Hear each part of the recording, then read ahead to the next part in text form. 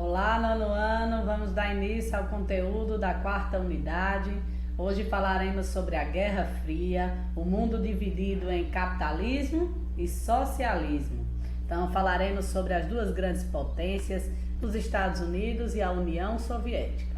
Quais serão os conteúdos da quarta unidade? Capitalismo versus socialismo, Revolução Chinesa, a Revolução Cubana e seus significados para a América e para o mundo. E a habilidade trabalhada será exatamente identificar, analisar os aspectos da Guerra Fria, seus principais conflitos e as tensões geopolíticas no interior dos blocos liderados por soviéticos e estadunidenses, destacando os desdobramentos da Revolução Chinesa e da Revolução Cubana, relacionando-as com as dinâmicas políticas, econômicas, sociais e culturais na América Latina e no mundo. Vamos dar início então ao nosso conteúdo, a Guerra Fria. Então o mundo ele está dividido, né? Desde o final da Segunda Grande Guerra, da Segunda Guerra Mundial, nós tivemos aí o mundo, os países aderindo a dois sistemas político, econômico e social. Os Estados Unidos liderando o sistema capitalista, o bloco dos países capitalistas, e a União das Repúblicas Socialistas Soviéticas, mais conhecida como União Soviética, liderando os países que aderissem ao comunismo ou ao socialismo. Comumente a gente via que os países do sul, ou seja, a China é comunista, países do norte, a Coreia do Norte comunista, já os países do sul capitalista. Então, países do norte, comunista, países do sul, capitalista. A gente viu muito isso, né? Vietnã do norte, comunista. Vietnã do sul, capitalista. E daí a gente tem um conflito, o maior da história dos Estados Unidos, que teve que sair. E o único que os Estados Unidos perdeu na vida durante a Guerra Fria, viu?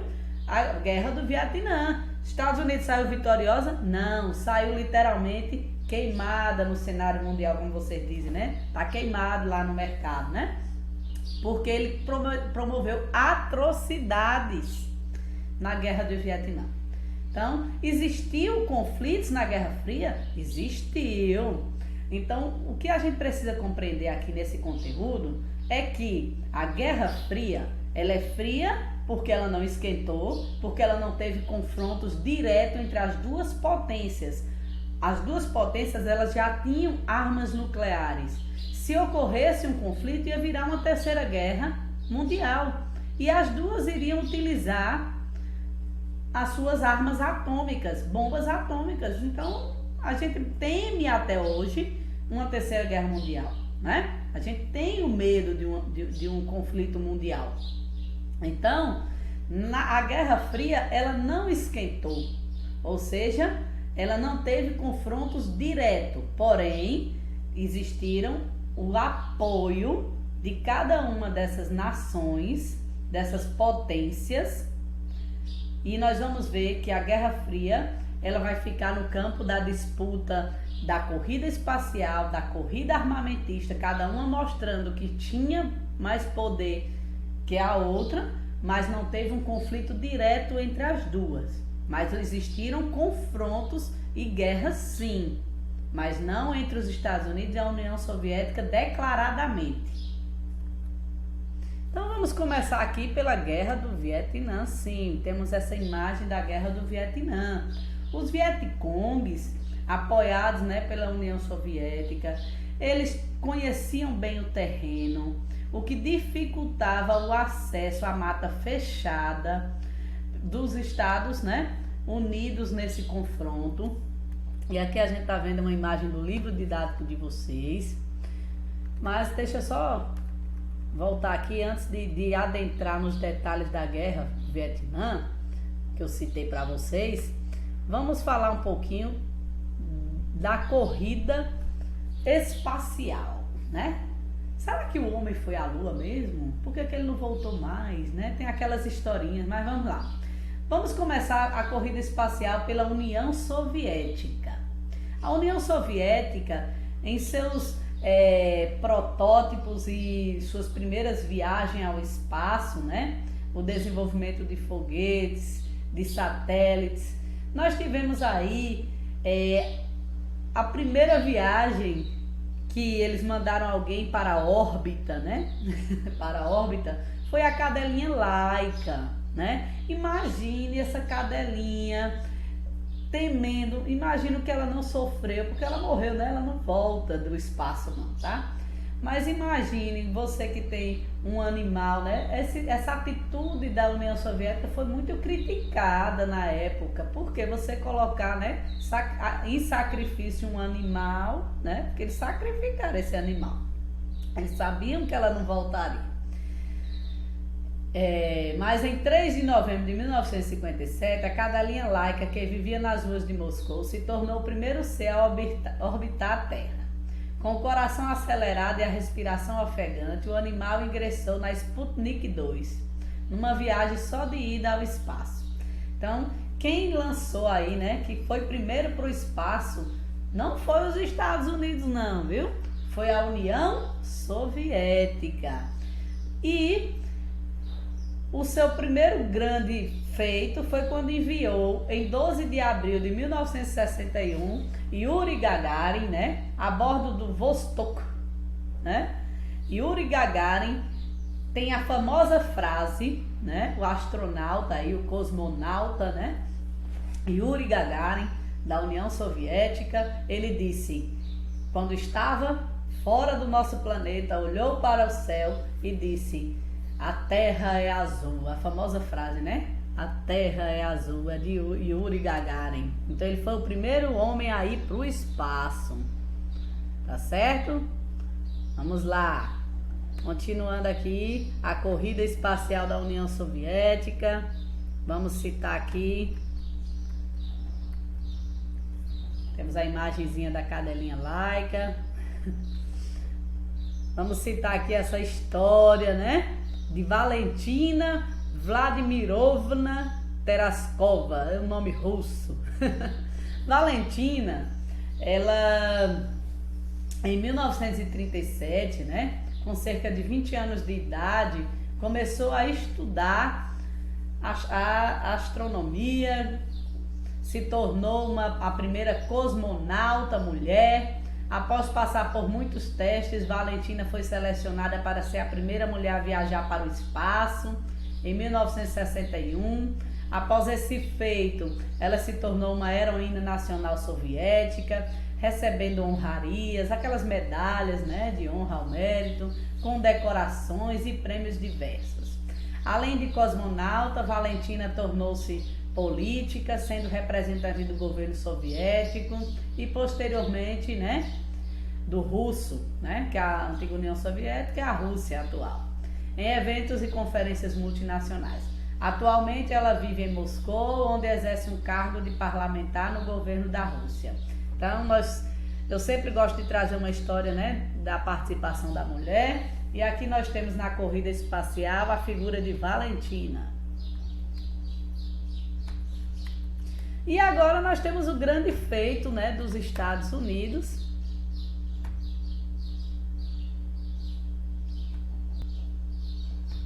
Nessa corrida espacial. A corrida espacial estadunidense tem a famosa, né, a chegada do homem à Lua, por Neil Armstrong, né? Então Neil Armstrong teria sido o primeiro homem a pisar a Lua, né? Aqui nós temos uma imagenzinha do astronauta, né, pisando a Lua, a sua pegada, porque com a gravidade eles mais flutuam do que dão pegadas, né, no espaço. Os estadunidenses, por sua vez, foram os primeiros a alcançar a Lua, com Neil Armstrong. E também com os outros, né, a bordo do Apollo 11, tinha Michael Collins, Edwin Aldrin, que foi o segundo, né, a pisar na Lua, a bordo da nave Apollo 11 em 1969.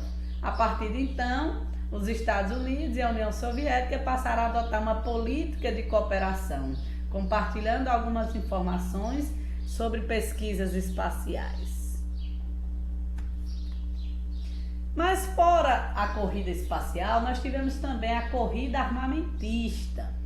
A corrida armamentista, infelizmente, ela é mais perigosa, né? Ela caminha para o viés do desenvolvimento de materiais químicos para a bomba atômica. Então, muitos testes foram feitos e até hoje são feitos no Pacífico, no Oceano Pacífico, né? O nosso lixo do mundo, infelizmente, né? Um oceano tão importante, mas que tá aí, né? Quando você desativa um satélite, ele vem se fragmentando no espaço e os seus restos caem aonde? No Pacífico. Vai testar uma bomba atômica, testar onde? No Pacífico. Então, a rivalidade entre os Estados Unidos e a União Soviética se manifestava de modo dramático. Lembra que na Primeira Guerra Mundial, nós tivemos uma paz armada? Podemos dizer que o mundo até hoje vive uma paz armada, porque as grandes potências, as grandes nações, os grandes países, eles desenvolvem armamentos químicos, eles desenvolvem essa corrida armamentista. Então, ela se intensificou, muitos testes, mas a gente até hoje tem outros países aí fazendo testes, como a Coreia do Norte, como a China, que já fez testes nucleares, né? Então a corrida armamentista não é algo só da época da Guerra Fria, ela continua existindo. Mas nós tivemos aí, né, vários testes que fizeram a população na época ficar com medo e desenvolveram, né, os estadunidenses criaram abrigos atômicos. A população que tinha dinheiro, que tinha finanças, embaixo, né, da terra, construíram abrigos antinucleares, abrigos atômicos, com medo da Guerra Fria se tornar uma terceira guerra mundial. Em 1961, o presidente Kennedy iniciou uma política de incentivo à construção desses abrigos nucleares, para que a população pudesse se proteger de ataques inimigos, que seriam ataques da União Soviética, mas não ocorreram, graças a Deus, né? Vamos ler essa citação aqui, onde diz: significava que mesmo após sofrer uma primeira leva de ataques atômicos, qualquer uma das duas potências teria ainda condições de infligir uma poderosa retaliação, assegurando a destruição de ambos os pelejantes, né? Porque a peleja foi grande mesmo. O medo da guerra, né? De eclodir uma terceira guerra mundial, da Guerra Fria esquentar, né?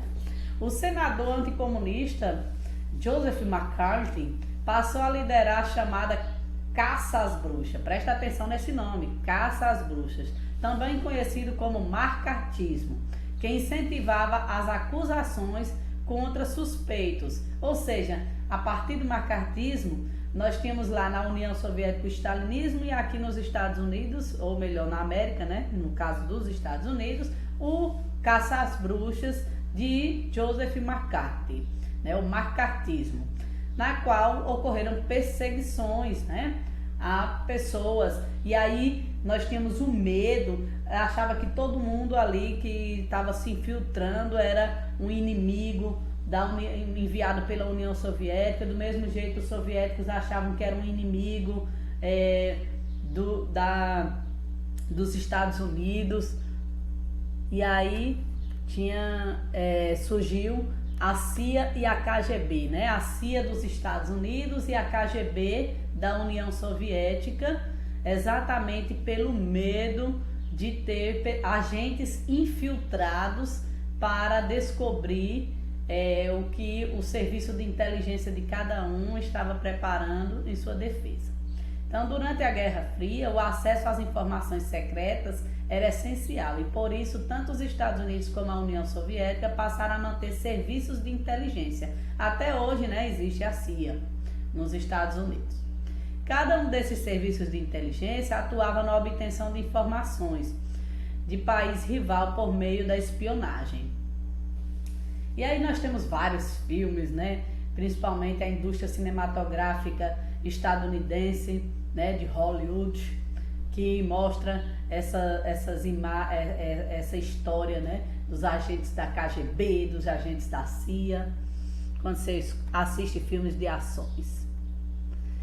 Agora nós vamos para uma questão mais religiosa que se deve desde o fim da Segunda Guerra Mundial, que é a questão palestina, né? Porque os judeus foram os mais prejudicados com a Segunda Guerra, com a Segunda Guerra Mundial, e ao fim da Segunda Guerra Mundial foi criado, né, o Estado de Israel, onde os judeus puderam recriar a sua vida e criaram um país independente, porém muitos territórios ali na faixa de Gaza foram fazendo com que a Palestina perdesse território, né? E Jerusalém ficava fora dessa disputa. Então vamos aqui compreender melhor essa questão.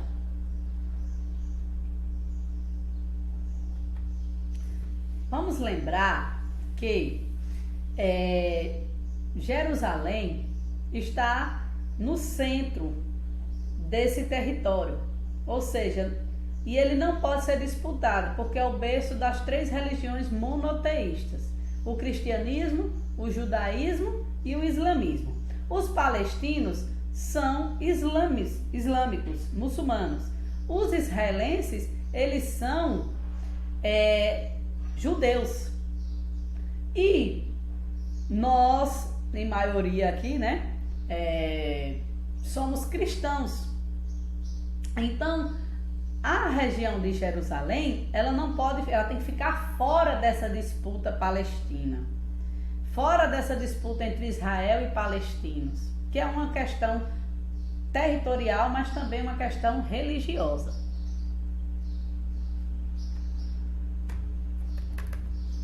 Deu uma travadinha aqui. Eu vou dar continuidade no próximo vídeo, parte 2.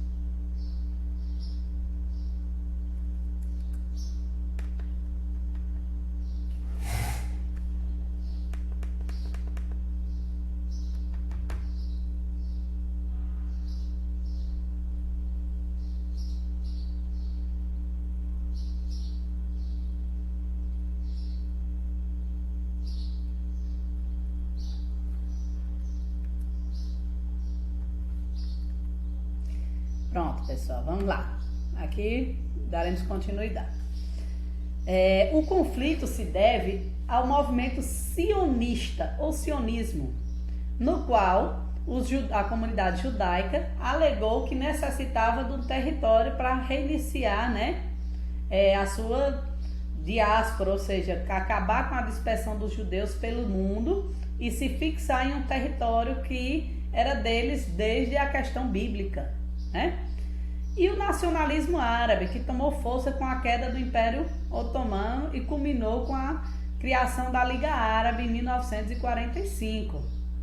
Então, que fundou, né, a Palestina. Só que aí nós temos um fundamentalismo religioso que, infelizmente, traz também a ideia, né, de alguns que deturpam a religião, que deturpam o Alcorão e levam até as últimas consequências, trazendo regimes terroristas às vezes, né? Mas vamos aqui falar do fundamentalismo. Um dos maiores obstáculos aos acordos de paz, no entanto, é o fundamentalismo de alguns grupos, tanto israelenses quanto palestinos. Os radicais israelenses são ultranacionalistas e defendem a criação de um grande Israel, que ocuparia toda a Palestina. Já os radicais palestinos, por sua vez, são contrários à existência do Estado de Israel. Entre os fundamentalistas existem grupos extremistas, que acabam se tornando grupos terroristas, que organizam ataques e causam destruição e matam civis. Esses conflitos ocorrem principalmente na faixa de Gaza. Muitas das ações dos fundamentalistas israelenses e palestinos têm como objetivo interromper as negociações de paz e utilizam para convencer a questão do fanatismo religioso, né? Tanto o lado dos israelenses com o judaísmo, quanto o dos muçulmanos com o islamismo. E aí se torna uma questão tanto territorial quanto uma questão religiosa. Aqui nós temos uma imagem de Jerusalém, que é o berço das 3 religiões monoteístas: cristianismo, judaísmo e islamismo. E aqui a gente vai retomar a questão do Vietnã, que eu citei lá no início do vídeo. Então, os Estados Unidos e o Vietnã, eles entraram nesse conflito porque os Estados Unidos queriam que o Vietnã fosse capitalista e o Vietnã do Norte queria manter-se como comunista, influenciados pela União Soviética. Por isso, os estadunidenses entraram em batalha e, infelizmente, utilizavam armas químicas para poder, né, adentrar nesse território que era muito fechado e fazia com que os Vietcongues conseguissem vantagem nesse confronto. Mas o uso de armas químicas atingiu a população civil, como vocês veem na imagem. As crianças aí, as armas, o material químico utilizado, que era jogado por aviões e lançados, fazia com que o solo ficasse contaminado e as crianças aí arrancando as roupas, os olhos, né, sendo lacrimejados, ou seja, armas químicas como materiais vindos do próprio cloro, né, fossem lançados contra a população. Isso causou um impacto mundial muito forte, né, e essa cena ela é histórica. Então, apesar da desigualdade bélica, os Vietcongues, eles tinham, né, os vietnamitas, eles resistiram ao poderio militar dos estadunidenses. Nesse mesmo ano, em 1975, o governo dos Estados Unidos ordenou a retirada das tropas estadunidenses do país e os lados norte e sul foram unificados, formando a República Socialista do Vietnã.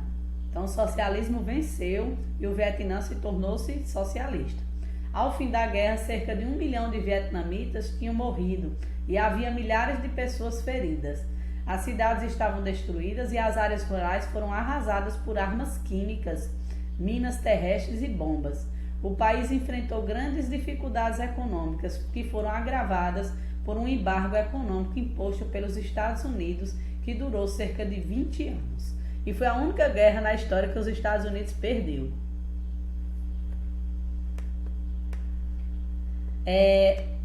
O socialismo também aqui na América, ele se consolidou e até hoje Cuba, ela é socialista, né? Cuba, ela aderiu e era a maior apoiadora, tanto que nós tivemos a crise dos mísseis, porque Cuba, ela está próxima aos Estados Unidos e na crise dos mísseis dizia-se que a União Soviética enviou bombas atômicas e que estavam prontas e apontadas para os Estados Unidos lá em território cubano, aqui na América, né? Cuba está na América Central, próximo, né, aos Estados Unidos, que está na América do Norte. Apesar de mais numeroso, o exército de Fulgêncio Batista não conseguiu conter os guerrilheiros de Sierra Maestra. Então, nós tivemos Fidel Castro como o líder, né, declarado socialista e que governou Cuba. Hoje nós temos o seu irmão, né, Raul Castro. Prejudicados pelas mudanças, proprietários rurais e donos de usinas de Cuba buscaram apoio nos Estados Unidos e passaram a incentivar os boicotes contra o novo governo. Mas os Estados Unidos teve que recuar, não pôde evitar que Cuba se tornasse socialista. Nós sabemos que na prática o socialismo ele também se torna um pouco ditatorial, né? Um governo um tanto ditatorial. E nós tivemos sim a crise dos mísseis, que foi exatamente onde quase a Guerra Fria esquentou novamente. A crise foi superada com um acordo que a União Soviética e os Estados Unidos, né, assinaram, e estiveram quase, né, as duas potências à beira de declarar guerra uma à outra. Então, bons estudos e até a próxima.